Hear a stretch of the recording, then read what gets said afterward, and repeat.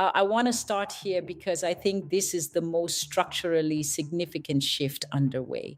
The US dollar has been the world's reserve currency since 1944. It is an enormous structural privilege. What does that mean in practice? It means that roughly 88% of all international transactions settle in dollars. Even when Nigeria buys oil from Saudi Arabia, it happens in dollars. The late French finance minister famously called it America's exorbitant privilege. It allows the US to run deficits at low rates because global demand for dollars is structurally high. And that privilege is now being deliberately challenged. Russia and China settled over 90% of trade in non dollar currencies. Saudi Arabia is discussing accepting other currencies for oil. The BRICS bloc, now expanded to include major energy and emerging powers, is actively developing an alternative cross border payment system. The dollar's share of global central bank reserves has already fallen from around 71% in 1999 to under 59% today. The direction of travel is established.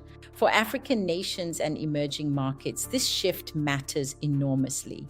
The architecture of a more multi currency world creates both risks and opportunities. You must understand it. Now, point two, China is not the threat most Western commentary thinks it is, and it is not the partner most African leaders hope it is either. This requires nuance. Western media frames China as a monolithic threat. Some African circles frame it as a generous partner with no strings.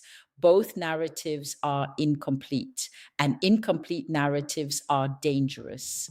China is a rational state actor pursuing national interests with long time horizons. It is not evil, it is not benevolent, it is strategic.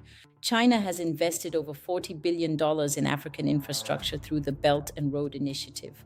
Roads, ports, railways, that is real value. But several nations have found themselves with debt obligations harder to restructure than advertised, using predominantly Chinese labor rather than local employment. Engagement needs to be sophisticated, negotiated from national interest rather than desperation.